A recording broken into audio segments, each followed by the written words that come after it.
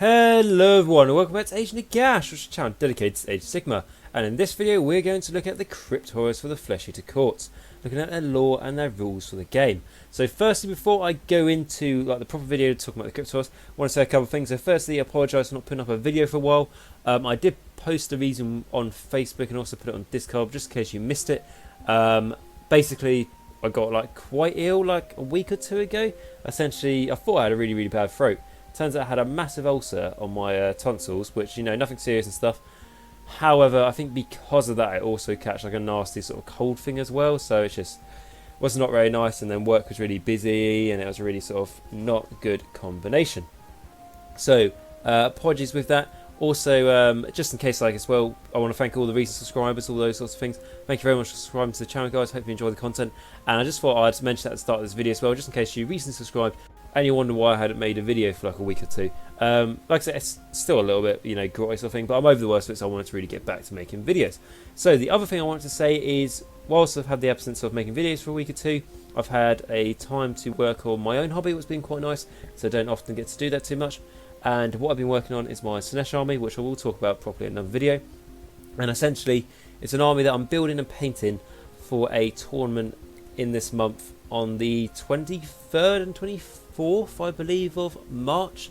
And that's a Throne of Skulls tournament at Warhammer World. And the army I'm building and painting is basically from scratch. So it's taken quite a bit of time. So what I would really enjoy doing is, of course, I'm going to focus on Flesh Eater Courts and all those sorts of things when I can. But it'll be a lot easier for me until that date to do like a lot of hobby and chat sort of videos while I can build and paint the army, whilst reading out questions from you guys, sort of like giving you my thoughts about things, you know, like topics about what's happening in Warhammer in general and Age of Sigmar and all those sorts of things. I think that'd be really cool. It might be something you guys are completely not interested in, but it might be something you guys are. And like I said, if I was to do it, it'd basically be me hobby and all those sorts of things, and you know, reading out your questions, that sort of stuff, you know, gives you a chance, ask me whatever you'd like to, and it'd just be a good way for me to work on the hobby and also provide content to you guys.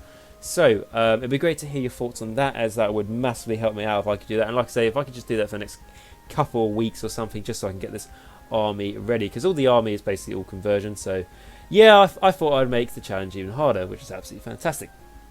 Right, so all of this pre-cool rambling out of the way, let's actually get into this video. So like I said, it's going to be about Crypt Horrors. Firstly, we're going to look at their lore.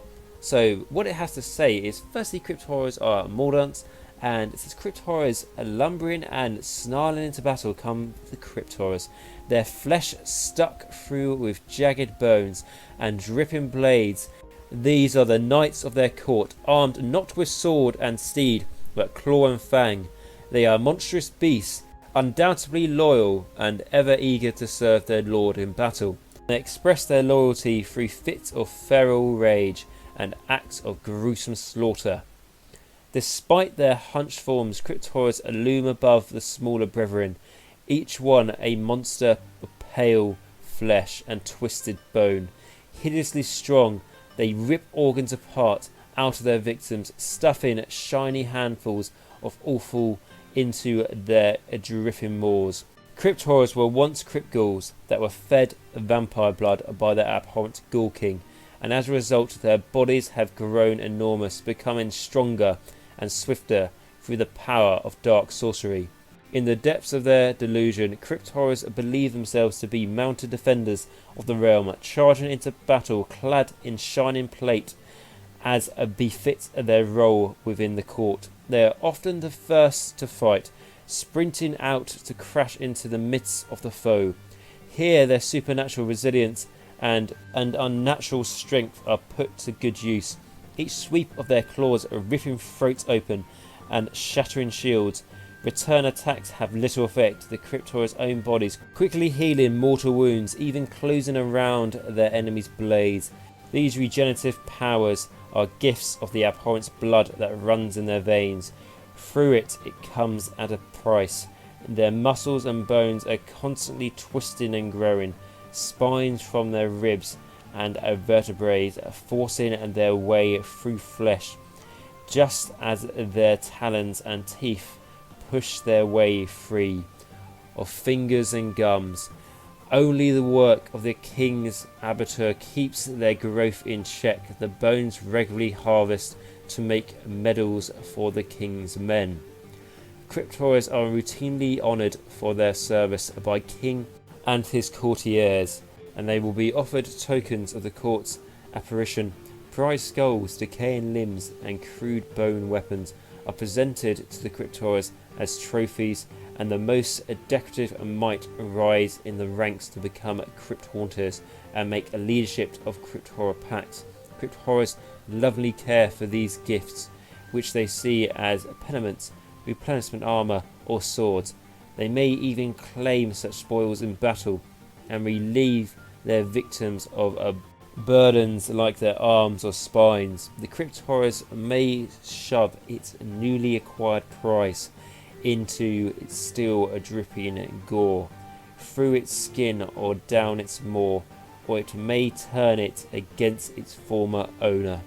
Okay, so that's all the lore we're going to go into for the Crypt Horrors. So it gives you a sort of sense, essentially they think that they are heroic knights, mounted cavalrymen. However, they're actually monstrosities.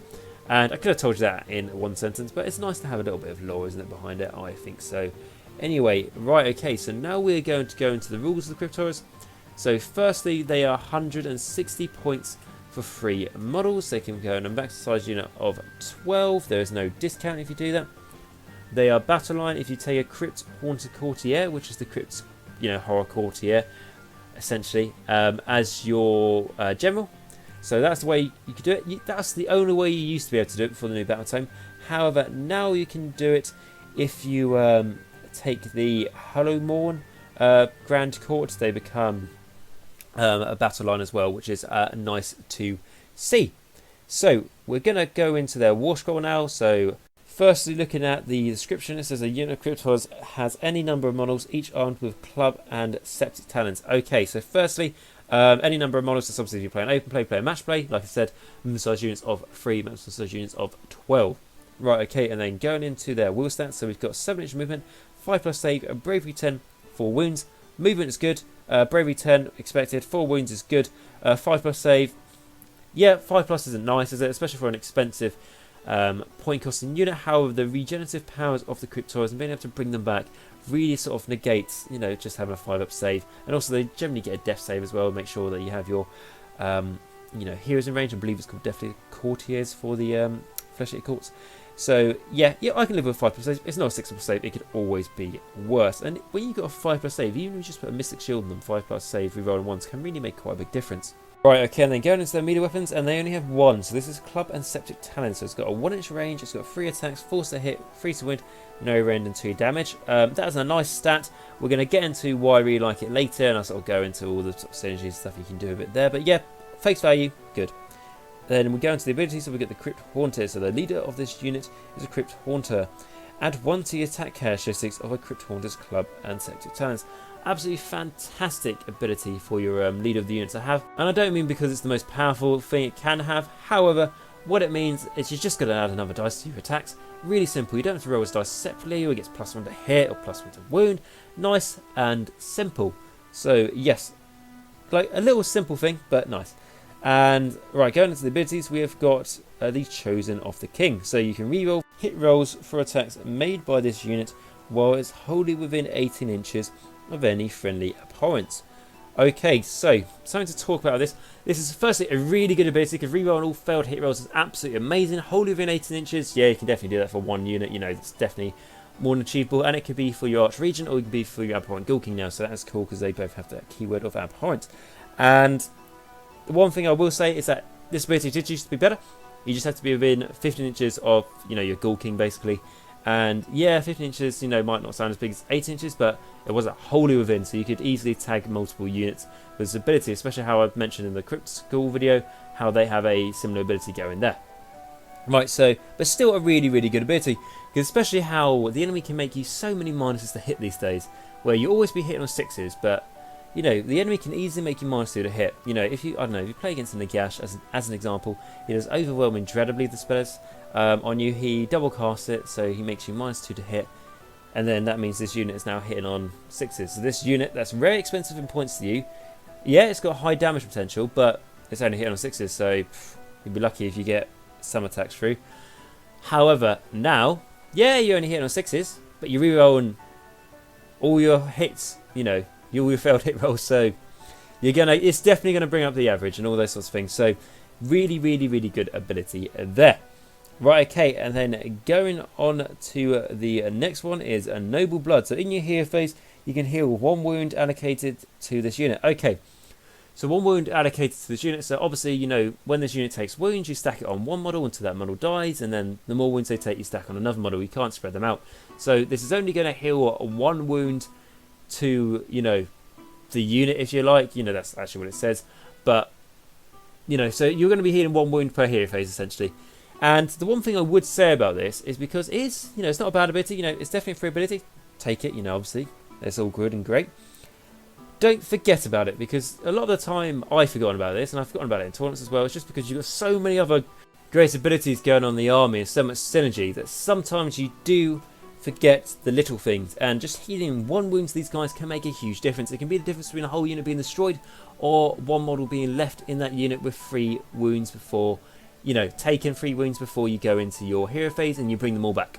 But if you've got to heal that wound, that 1 wound might make a difference of making that unit destroyed and you can't bring them back. So it is massively important to remember that rule. Okay, and then going into the last ability is Warriors Elite. So if the unmodified wound roll for an attack made with the club and septic talons is a 6, that attack inflicts damage characteristic of 3 instead of 2. Okay, absolutely lovely. This is why I love the Fleshy Courts with the Crypt Horrors, because what I love about the Crypt Horrors is they've got, what, a 2 damage attack, which is good, but potentially 3 damage. You can make these guys have potentially 7 attacks. You know, you have to be really lucky here. I've talked about this before, but you put the Abhorrent Ghoul King's spell on them, gives them an extra attacks, now making 4 attacks. Then you put the Archregent's spell on them, that gives them D3 attacks. You know, you won the lottery. Let's say you're getting 3 extra attacks there. So if that all happens, the enemy doesn't bind any of the spells and it all goes off and it's amazing, and you know, you're really, really lucky, these guys can make 7 attacks, potentially doing 3 damage and at least 2 damage. The only thing about these guys is that they have no rend. Now, I've seen quite a few people post about this, saying, you know, like, this is the perfect opportunity for Games Workshop to give these guys rend and the new battle tone to make them viable. I absolutely disagree. I think these guys are viable without rend. You know, you've got your Crypt Flares for that, and yes, we will have the topic at the end of the video, your Crypt Flares and Crypt Horrors, which one's better? It's Crypt Flares. But with the Crypt Horrors, they're not there to deal with things that you need rend for. They're there to just wipe out hordes. You know, if you're sending these guys up against a Stormcast army with a 2-up save rerolling 1s, and let's say in your army you also have a Terrorgeist or Crypt Flares or something with rend, and you're sending these guys to deal with the 2-up save rerolling 1s and not the thing with rend, you're just playing it wrong anyway. You know, simple as. So these guys are meant just to go after horde units. If you're playing at a tournament and you've gone really Crypt Horror heavy and you go against an army that has, like I say, really good saves, yeah, you're pretty unlucky. You know, you're going to have some bad matchups, but at the same time, you can say that with any army. And I know, personally for me, if I was to run a lot of Crypt Ghouls, or a lot of, well, I say a lot of Crypt Horrors, slightly fewer Crypt Horrors than Crypt Ghouls, but you know, like the comparison there, you know, the elite guys being the Crypt Horrors and the Horde unit being Crypt Ghouls. Which one would I prefer to run? The Crypt Horrors 100%. Yeah, the Ghouls, you roll like a whole bucket load of dice, and then you pick up the other bucket and chuck that, and then you've got more buckets of dice lined up behind you, covering the whole tournament floor. However, the problem, what I find with that, for me, personally, I'd rather roll fewer dice, but each one of them have higher damage, because every save the enemy makes is like, oh, that's 2 damage, that's 3 damage, and it's more exciting rather than like, yeah, that's 1, so you've got like 50 more saves to make after this, so I hope you're counting like what you've saved, and you know, it's just, I prefer, you know, high damage attacks. Don't know if it's better, but I prefer it, because this isn't 40k, so the damage obviously carries over onto different models.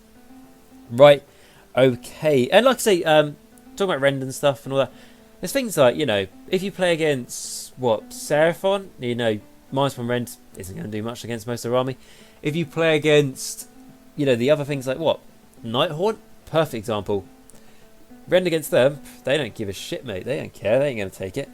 So there are things where rend no longer makes a massive difference anymore. I've talked about this before, as I've talked about how Mystic's Shield has changed to give you reroll save rolls of 1 opposed to +1 to your save. That massively changes the need for rend, as saves across the whole of Age of Sigmar now are simply not as good as they used to be. So rend is not as essential. Rend is still very good, and I still get very excited when I see rend, but it's not essential. It's always good to have something in your army that can do rend for when you come across those Stormcast armies and other armies that 2-up saves you roll 1. So you play against the Nagash or something like that. No, you can have a 2-up save roll 1. I believe it's a 3-up save roll 1. But you know, it's still very hard saves. Yeah, sure, rend's good against that, but across the board, it's not as essential as it used to be. Right, okay, and then going into the keywords, we've got Death, Mordant, Flesh-Eater Courts, Knights, and Crypt Horrors. So very standard there. The probably most important one to remember there within this army is Knights. And going into the comparison we've got between them and Crypt Flares, I'm probably going to talk about this more when I get to the Crypt Flare video, because by then we've reviewed both of them. But like I say, Crypt Flares, they're just simply better. They've been made a lot better in the new Battletome, whereas Crypt Horrors got made a bit weaker with the change to the Chosen of the King ability. However, Crypt Flares now are 10 points more. Are they worth the extra 10 points? Absolutely. But, you know, they're 10 points more. They do a different job. They're not as good as clearing Horde units as Crypt Horrors. They're not bad at it at all, you know, because like I said, they've got rend, and if you're going to get to Horde unit that has a 6-up save, well, they're not getting saves anymore. But, you know, they do different roles. They do different things. You know, like, Crypt Horrors have got more damage potential. I like things. When I say that, I'm looking at them and how they used to be back before the new Battletome. And, yeah, I have to say, yeah, Crypt Flares are better in my opinion. Also, remember, guys, I can't remember how many Crypt Horrors I've got something along the lines of 12 to 18, something like that, I want to say. And then Crypt Flares have got 27, so I'm going to be a bit biased here anyway. And this was way back before Crypt Flares as good as they used to be now. Right, okay guys, so that is it for the Crypt Horrors and all that sort of thing. Hope you've enjoyed it, hope you got a bit of insight through that. I know this isn't as long as, you know, some of those like 40-minute and hour videos I do. However, as this is just about one unit, I'm sure you guys understand I'm not going to talk about it for absolutely ever. So, what I wanted to say to you guys is, if you've enjoyed this video, please like, subscribe and comment down below, as that massively helps the channel and is absolutely free to do so. The other thing I wanted to say to you guys is that if you wanted to support the channel a little bit further, head over to my Patreon account. It's going to be in the top of the description down below. Essentially, I list things, you know, like I've done a Patreon video talking about how this all helps me, but essentially, you know, on YouTube, don't get paid to do, you know, make videos and all that sort of thing. So when you have to buy all the Battletomes and, you know, equipment for the channel, which I do want to buy, like a better headset, you know, microphone essentially, and, you know, some nicer stuff, a camera, all those sorts of things would be great. I'm willing to put in the money to buy those things, but it'd be nice if I had some support towards it, as, you know, essentially, the more support you give to the channel, guys, the better content you're going to get. Simple as that. And on that note, it's time to thank my Patreons. So these are the people who donate $5 a month, and they are in the category of Vampire. So what they get essentially is a shout out at the end of every video, just to say a big thank you to them.